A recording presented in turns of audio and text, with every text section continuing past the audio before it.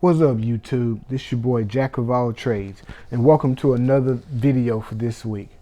Now, the video that we're doing this week is a new series that I'm doing where I'll take books from the financial sector and I'll give them to you as audio books, meaning I'll read them to you on YouTube. And all you have to do is listen, take notes.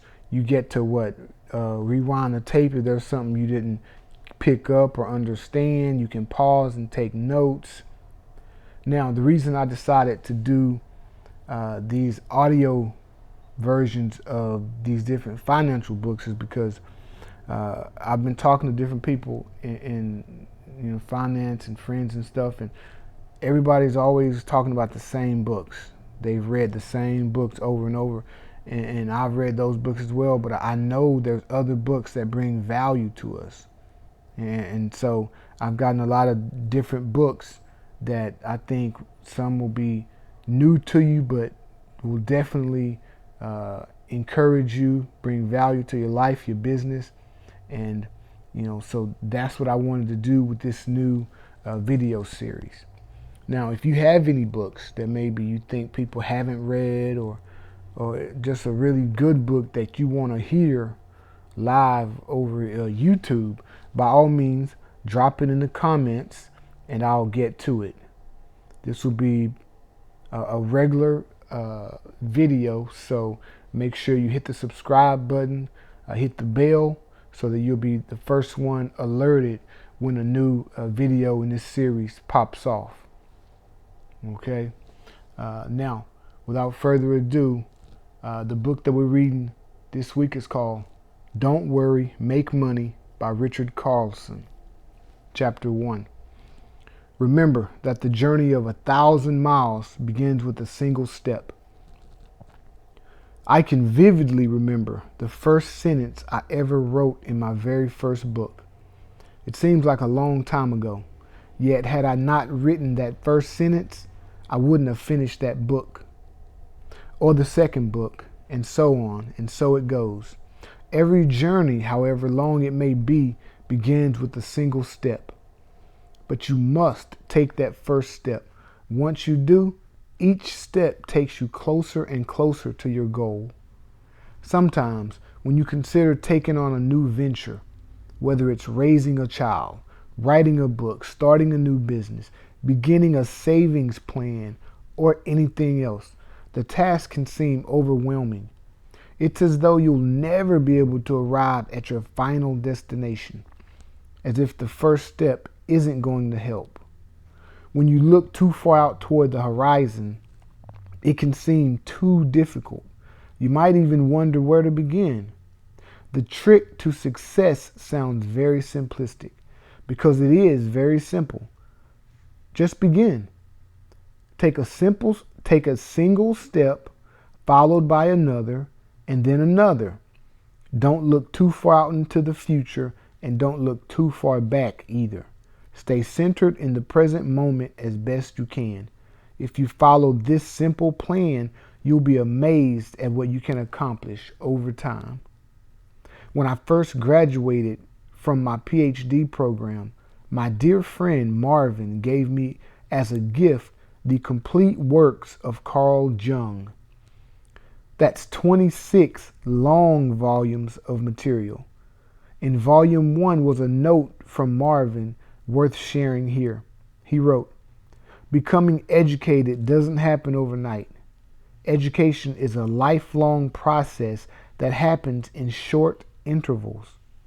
If you were to read only 8 pages a day for the next 7 years, you would be the world's most knowledgeable expert on the work of Carl Jung, and you would get through every page." Despite not being a huge fan of Jung, I have always appreciated my friend's message. The same, of course, is true with all ventures. A wealthy friend of mine, worth many millions of dollars, remembers opening his first savings account with his wife over 40 years ago with $10. They both laugh when they say It's amazing what a little time will do.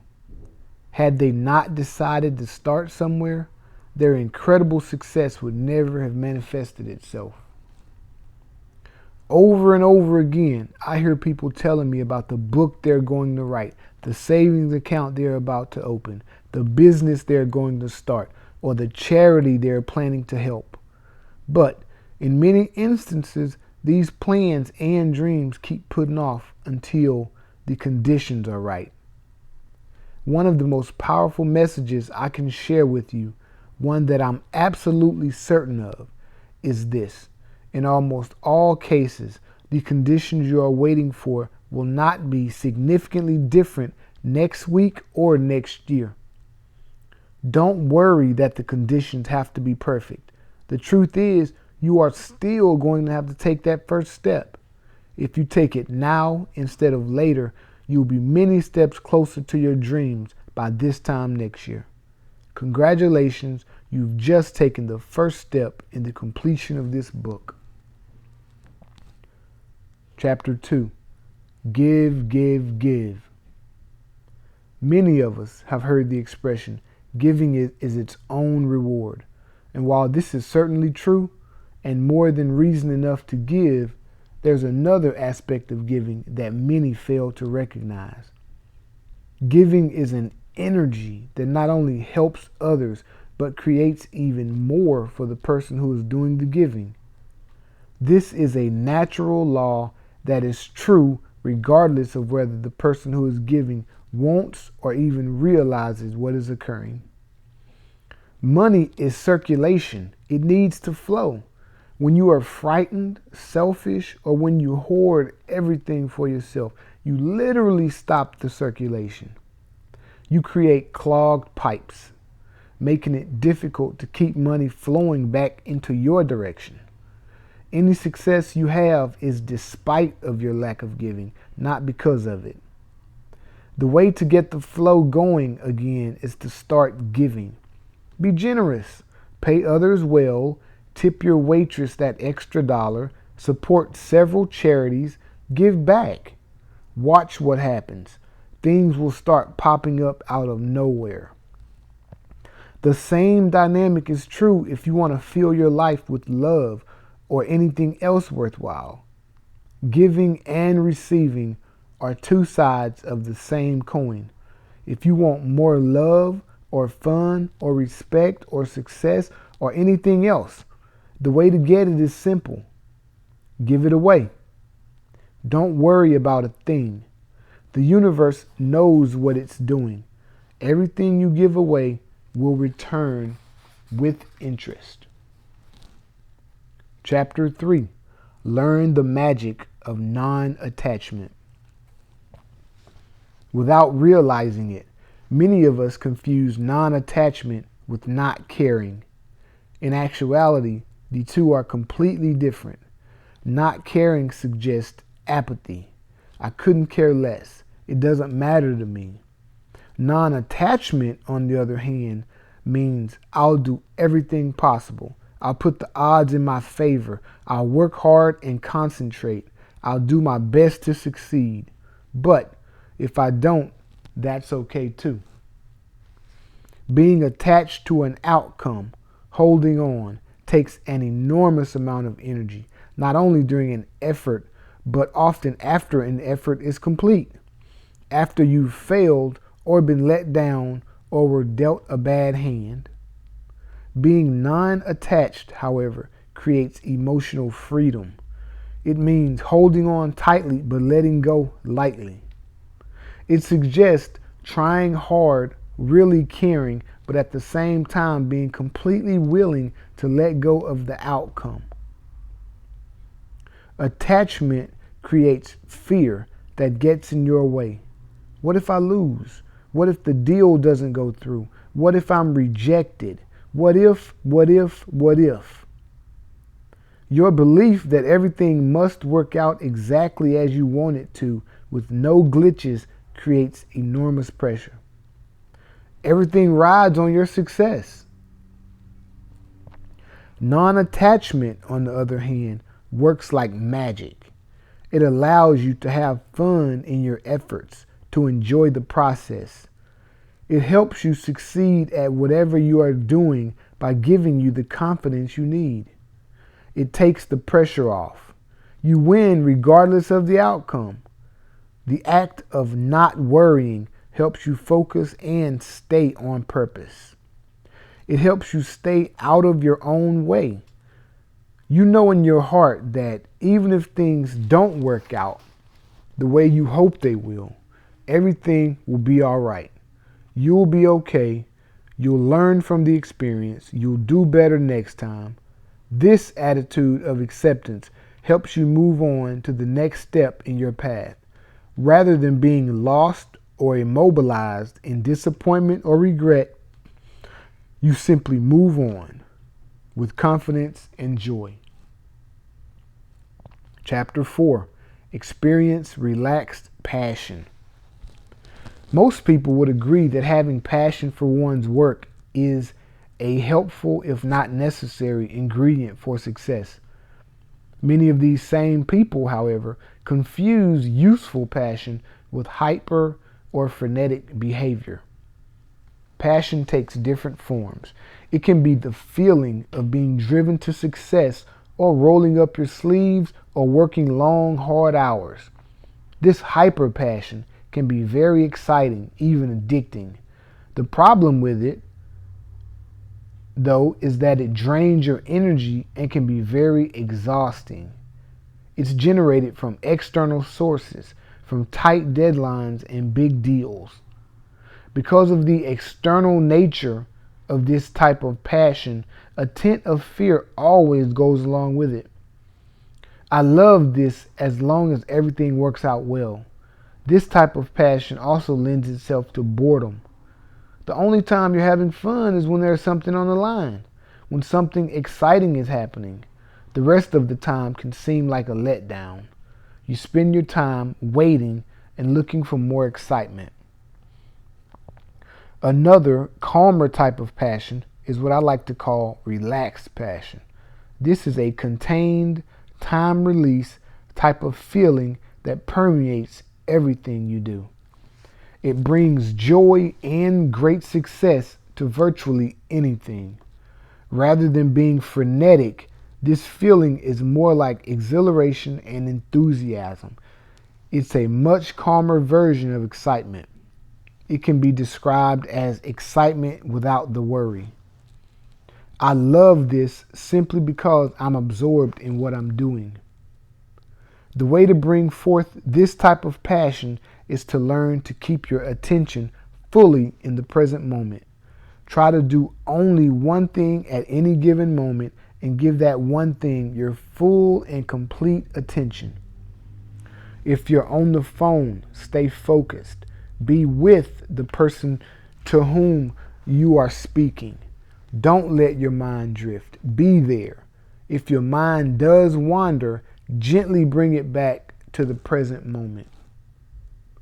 Almost anything we do, preparing a report, speaking to a group, solving a problem, generating an idea, doing a difficult task, and so forth and so on, is a potential source of relaxed passion. And it comes not from exciting external ventures, but from our own attention, our own thinking. Too many of us live in moments past or moments yet to be. When our mind is not right here in this moment, we suck the joy out of an experience. You can bring passion back into your life and your business dealings by simply being more oriented in the present moment. Your focus and insight will be greatly enhanced, as will your ideas and creativity. Chapter 5. Get mileage out of reflection. The ability to honestly and quietly reflect on one's life is one of the most powerful tools for personal growth.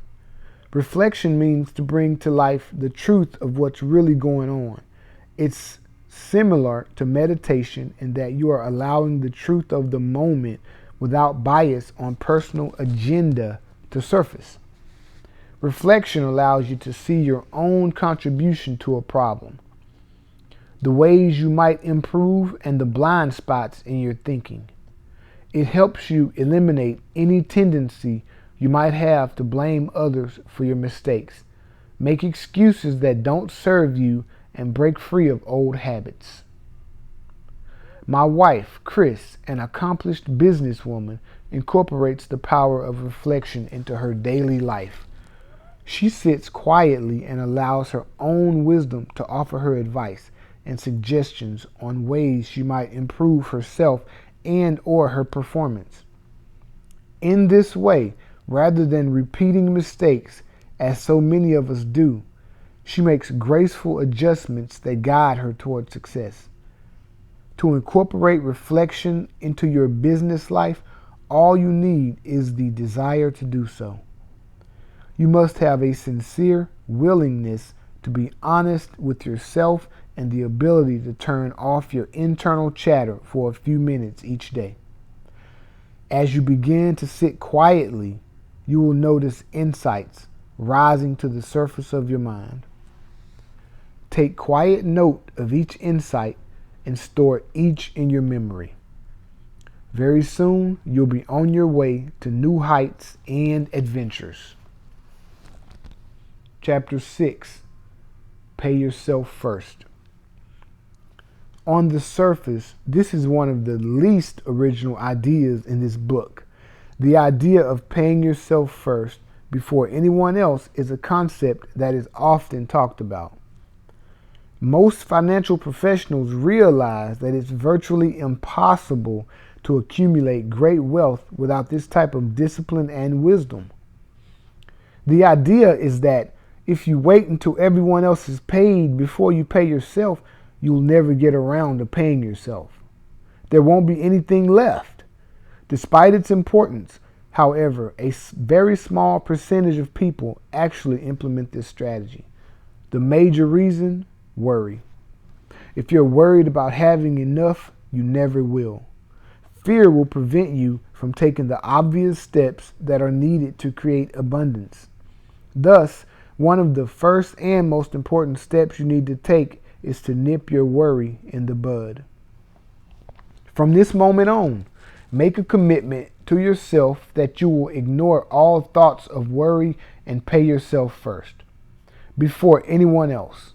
Every day or week or month, whatever is appropriate for you, write yourself a check. Invest in yourself. Trust in yourself. You will have enough for everything else. You'll be surprised, but somehow, regardless of your income, there will always be enough left to pay your bills. You'll make invisible, wise adjustments in your spending habits. You'll make new choices, and in a very short amount of time, you get into the habit of always paying yourself first, saving or investing something for you. You'll watch your savings and net worth grow. As this happens, you'll see how destructive worry can be and how unnecessary it was all along. This will create even more confidence, which will translate into more discipline, creativity, and new ideas. You will find yourself in a new mindset creating wealth. It's critical to realize that you won't stop worrying simply because your income rises. There are plenty of people with enormous incomes who worry all the time. The trick is to trust without any doubt whatsoever that the magic works in the other direction. You need to stop worrying first, and then you'll do what it takes to create the abundance you deserve. Chapter 7. Accept the fact that you can make excuses, you can make money, but you can't make both. My wife, Chris, is a super businesswoman and a terrific motivator in her home-based business. She works with a company where about 5% of the people make about 95% of the money. She is one of the 5%. One of the most popular phrases throughout the business has also turned out to be one of the most helpful in moving people toward that 5%. That phrase is, you can make excuses, you can make money, but you can't make both. To be honest, when I first heard it, I felt it was a little harsh. Upon closer examination, however, I realized that it wasn't harsh at all. In fact, it's an excellent prescription for less worry and a helpful tool for success and abundance. If you think about it, excuses are often nothing more than an expression of fear. I'm frightened that I don't have time, or I'm afraid to step out of my comfort zone, or I'm afraid of what people will think, or I'm afraid I can't do it, or I don't think it's in my nature. When you remove the fear behind those excuses, when you stop worrying, you create the space and confidence to move forward. Successful people with full lives must face the same frustrations, hurdles, and fears as everyone else. The difference is in the way they handle their fear.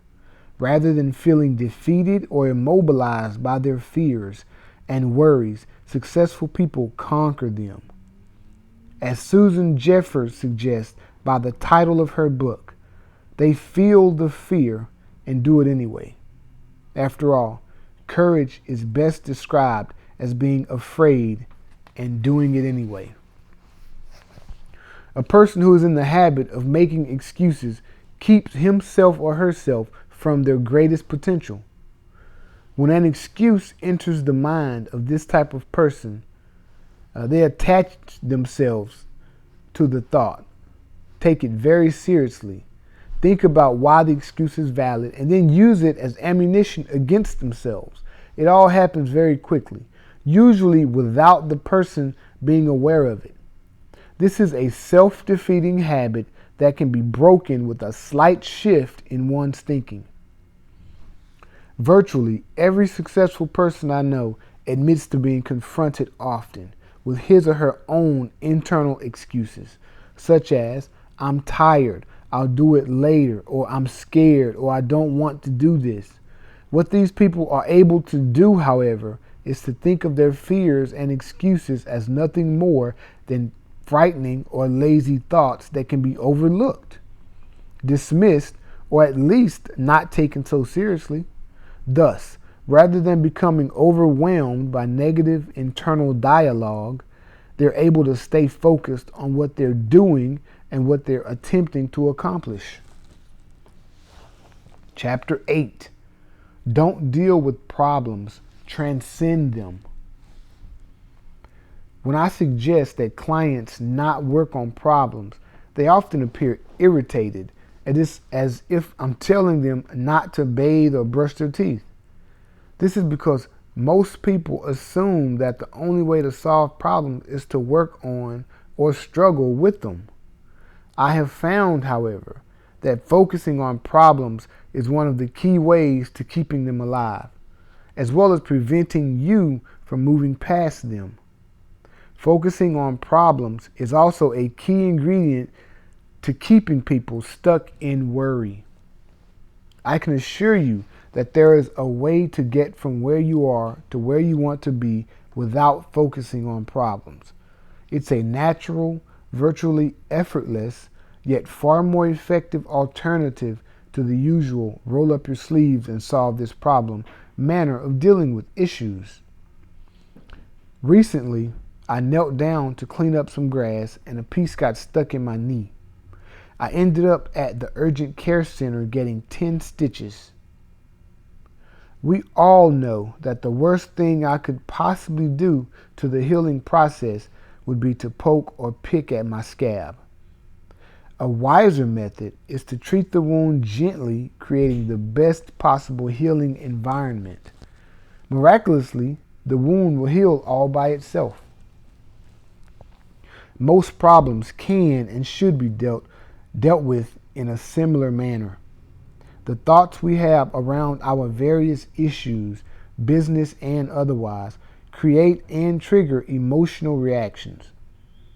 What usually happens is that we spend our time and energy dealing with these reactions instead of the actual issue. Simply put, When we are frightened, angry, or impatient, we lose our bearings and get in our own way. Instead of bringing out the best in ourselves and others, we bring out negativity and squeeze out creativity. Deep down, we all know that for every problem, there is a solution. Many times, the solution is obvious to a dispassionate observer who is the primary reason corporations as well as entrepreneurs hire outside consultants. Often, the reason we cannot see these obvious solutions is that we are trapped in our emotional reactions and habitual ways of seeing life. The alternative to dealing head on with problems is to clear your mind instead of filling it with painful, confusing details. Quiet down, reflect, and listen. Allow your wisdom, that softer part of your thinking, to surface. More often than not, seemingly out of nowhere, you will have an insight, an answer to your problem. You may be shocked or even struggle with how easy this process is to implement. Nevertheless, the less you worry about your problems, the easier they will be to solve. Chapter 9. Learn about moods and money. Moods are one of those unavoidable, mysterious parts of life that must be dealt with by everyone. Our understanding of moods greatly affects not only our wisdom and perspective, but our overall level of satisfaction as well. Generally speaking, when our mood is high, our spirits are up. When our mood is low, our spirits are down. Moods are like the weather, constantly changing. The implications of moods as they relate to money are significant. When we are low, we think of our dissatisfactions more than when we feel good. We worry. We compare ourselves to others and convince ourselves that others are doing better than we are. We focus on our belief that making money is hard work. Perhaps we believe that there isn't enough money or opportunity to go around, or that people are selfish and out for themselves. The fascinating thing about moods is that, to a large degree, we only believe these negative, fearful, and self-defeating thoughts when our mood is low. When our mood is high, we think very differently. We don't worry as much. Rather than believing that others are doing better than we are, or even spending energy comparing ourselves to them, we realize that we are all on different paths, doing the best we can. Instead of complaining that making money is hard work, we get a kick out of the entire process and see new ways to create abundance for ourselves and others. Rather than seeing limitations in the supply of money, we know that there is plenty to go around.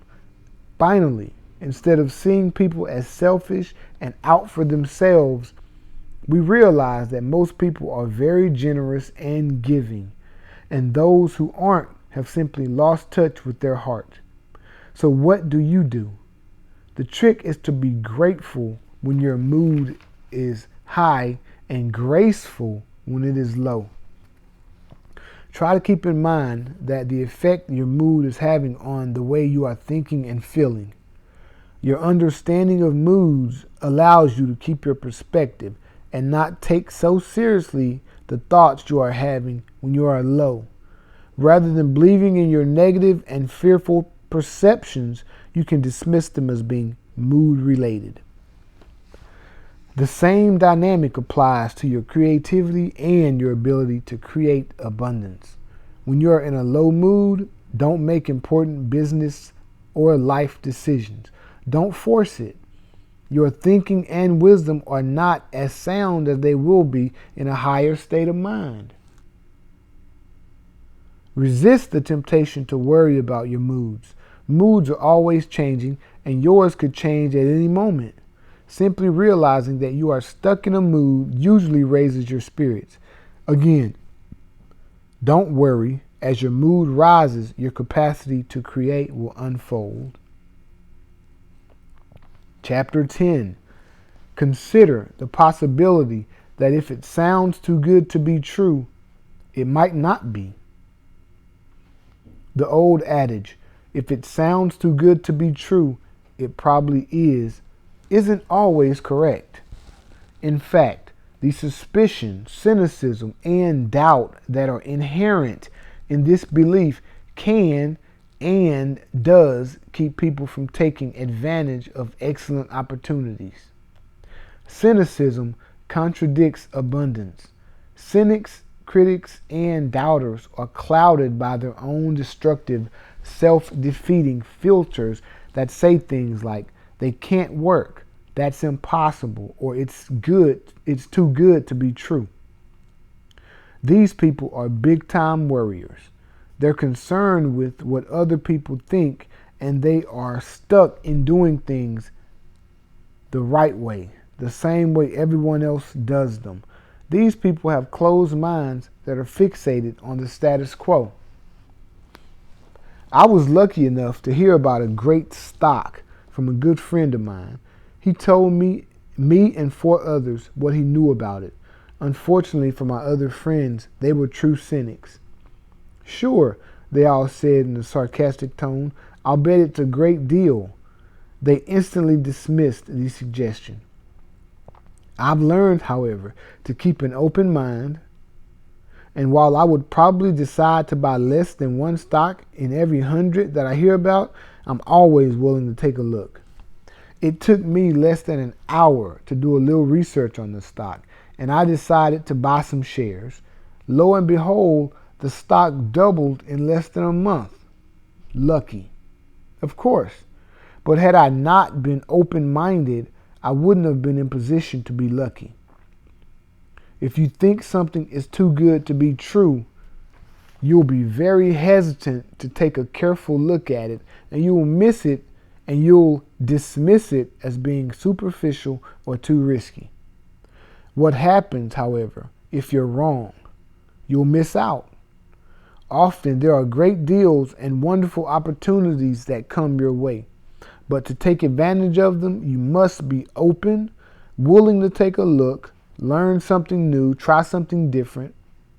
Obviously, this doesn't mean you jump into risky ventures or avoid careful consideration.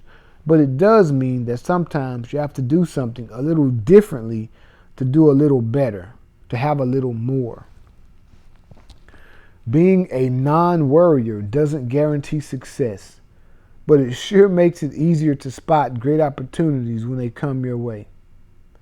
You'll be far more open to taking a look, to considering new options, new ways of doing things, marketing products or services, or taking an uncharacteristic risk. By becoming a less cynical, more open-minded non-worrier, you'll bring far more joy into your work and open the door to far more abundance in your business and career. Chapter 11, Higher Up. If you want to talk about a strategy that is 100% related to less worry, this is it. The concept of hiring up is critical to your success. Essentially, hiring up means you hire and work with people that are more qualified than you. That's right, better than you. It won't come as a surprise to very many of you that the factor that prevents people from subscribing to this philosophy is fear. The fear that I can be replaced or someone might be better than me. Do you ever wonder why so many businesses operate as if no one knows what they're doing? Sometimes the answer is that no one really does know what they're doing. Take a typical small business that is based on fear. Picture the manager who is responsible for hiring the people she works with. If she's frightened of being replaced or overshadowed, she's likely to hire people who aren't quite as bright or competent as she is. In all likelihood, she won't even be aware of her hidden agenda to keep the business down, but that's precisely what she'll do. She was hired not so much for her expertise in running the business, but for her efforts in building a successful business. But what she's doing is surrounding herself with people even less qualified than herself because she believes she'll look better. Businesses based on fear are doomed to failure. People who are self-employed often fall into the same trap. I can do this myself better than anyone else.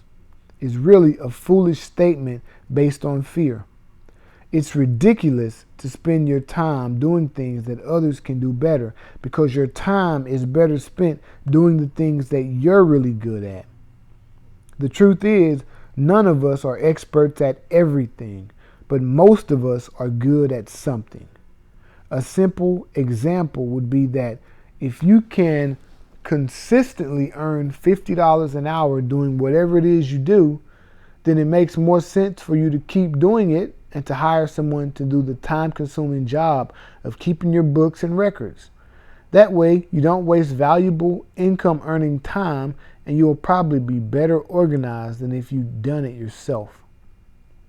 A very successful friend once joked that he couldn't afford the luxury of driving from San Francisco to the Pacific Northwest, despite the fact that airline fares were high at the time.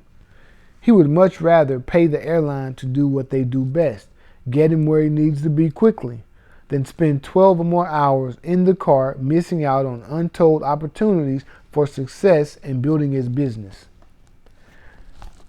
As you let go of worry and hire up, some magical things begin to happen. You begin to get out of your own way and allow success to unfold. One of the turning points in my career was when I realized that although I believe I'm an excellent writer, I'm not always such a great editor. As I let go of the fear that an editor could change my essential message, I began to experiment with working with various editors. I started to hire up. Guess what? They didn't change my message, they improved it. And to top it off, a good editor could clean up my writing in a fraction of the time that I spent struggling with it, giving me far more time to do what I do best.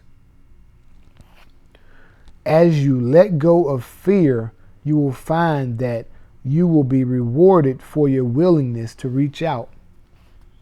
Rather than losing your job, you will be praised for contributing to the success of your business.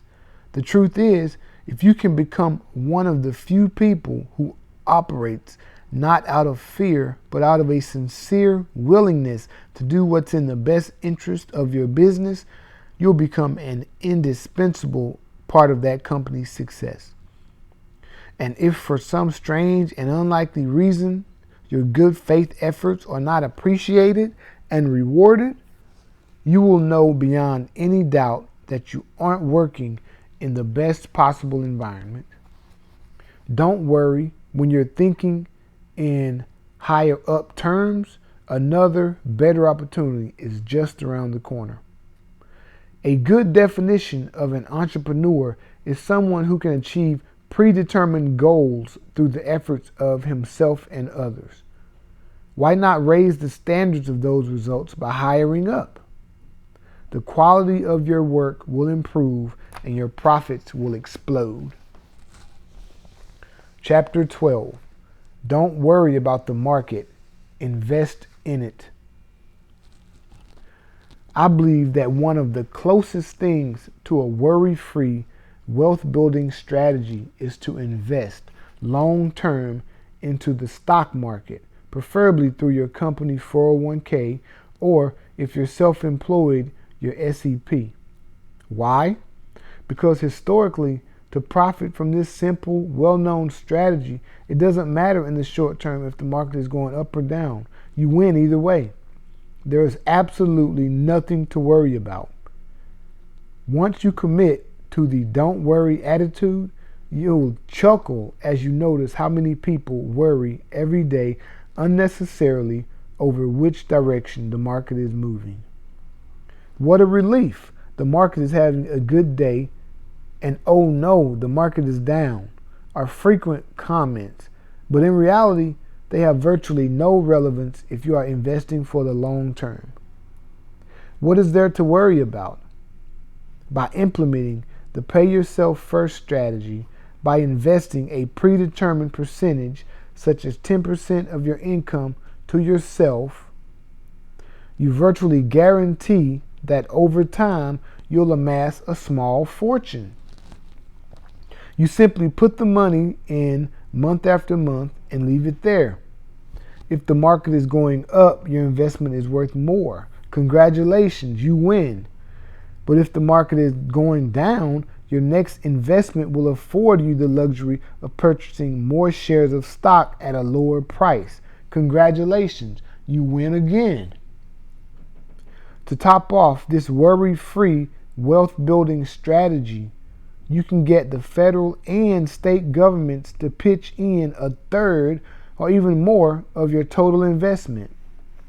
By using a company retirement plan or self-employed SEP, you can deduct your contribution from your taxable income up to a certain maximum limit, saving you thousands of dollars and reducing the out-of-pocket cost of your investment. Your tax advisor or even a knowledgeable friend can probably show you how simple it is to accumulate wealth using this strategy and how to maximize the government's contribution towards your financial goals. The point here, however, is to show you that don't worry is not simply a cliche. There are many worry-free, practical approaches to building your fortune. This is simply one of the best. As always, your external success begins with your attitude towards life. Chapter 13. Become less reactive and more responsive. In business and in life, we have essentially two psychological modes that we are in most of the time: reactive and responsive. The reactive mode is the one that feels stressful. In it, we feel pressured and are quick to judge. We lose perspective and take things personally. We're annoyed, bothered, and frustrated.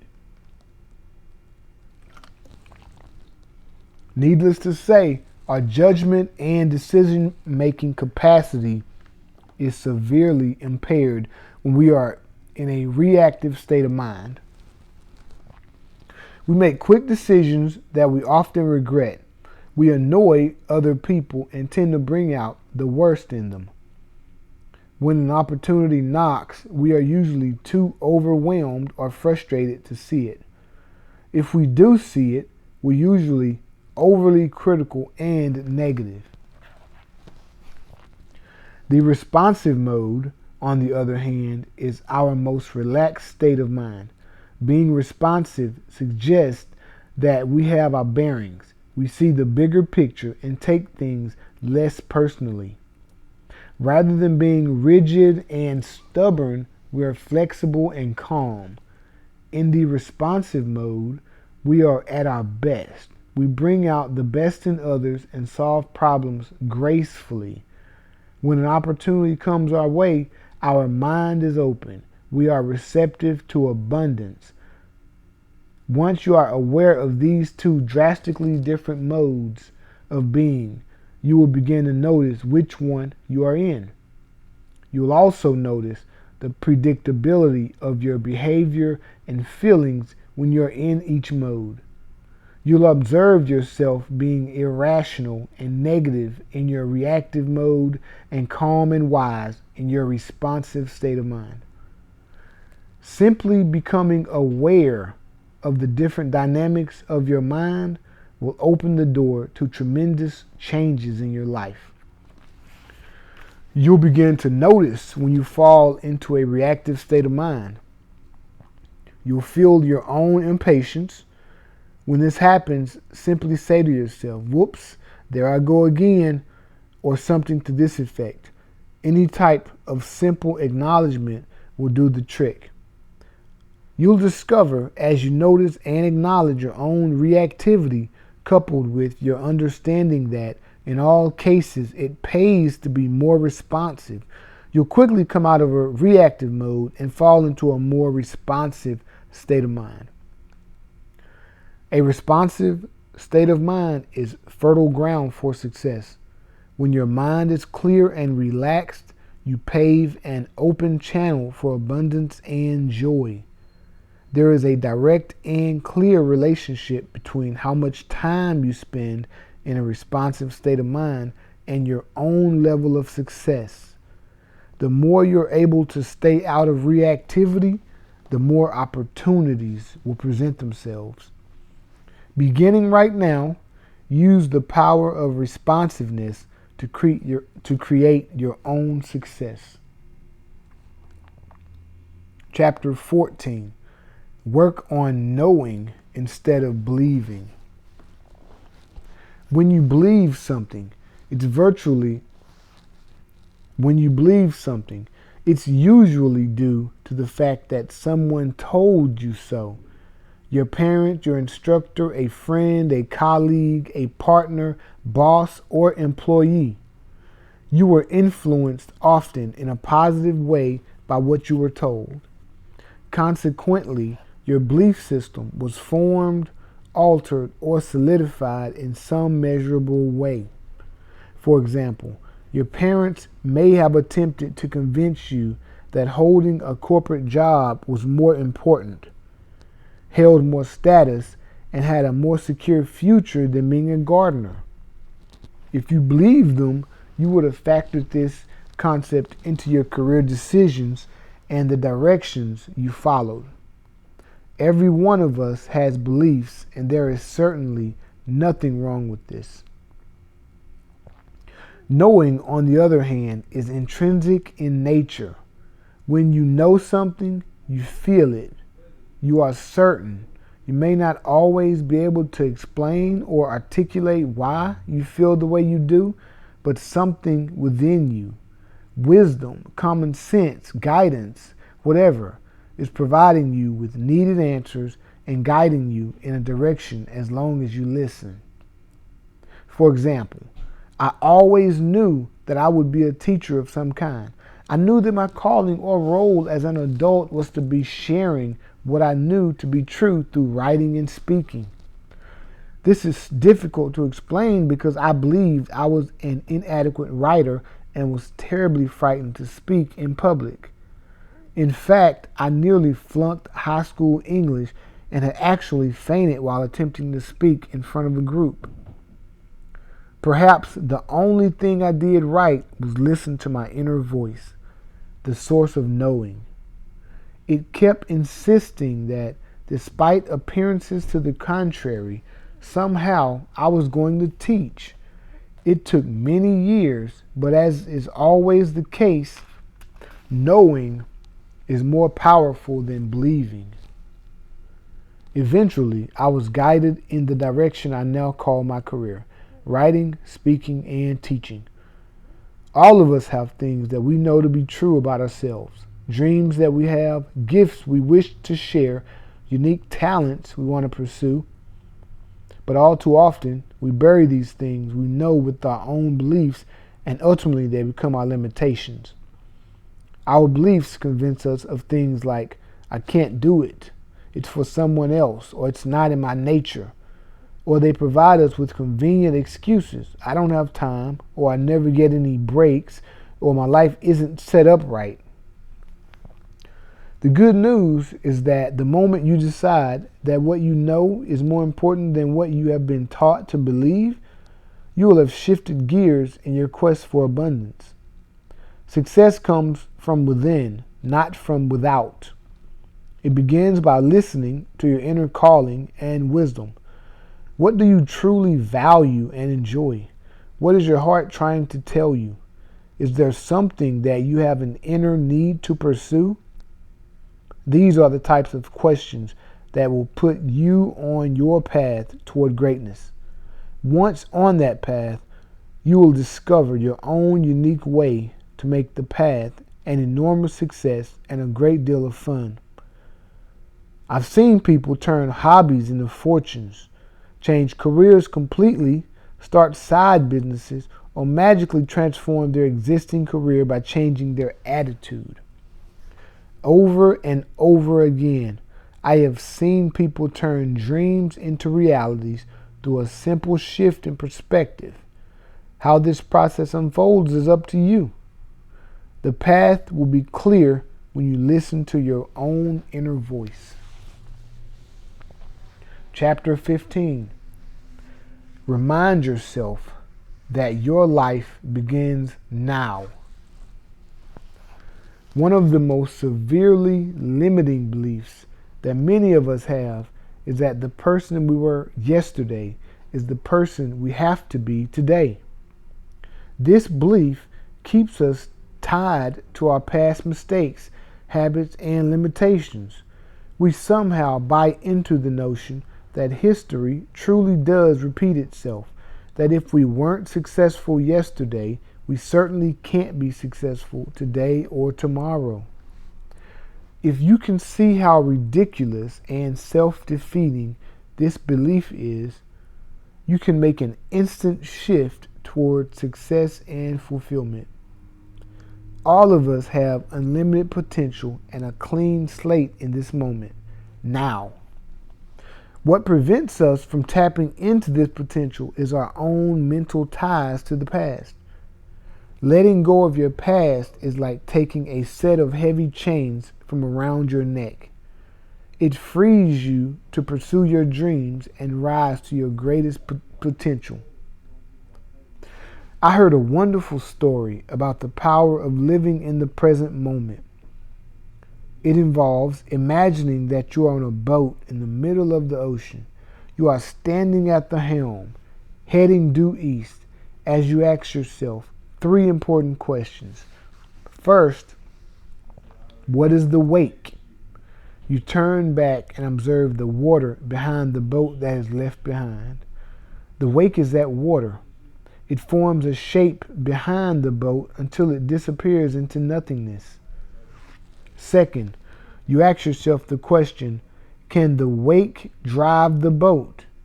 You quickly answer, of course not. That's preposterous. The wake has no power. Finally, you ask yourself, what then powers the boat? You think for a moment and come to the obvious conclusion. All of the power of the boat comes from the present moment energy of the engine. That's it. There is nothing else. The analogy to your own life is clear. Your present moment energy is all you need. It's incredibly powerful and resourceful. The problem is, many of us don't use our present moment energy to its fullest because we are constantly trying to use our wake, that which is behind us, our past, to move us forward. But like the wake in the ocean, our past has no power. It is nothingness.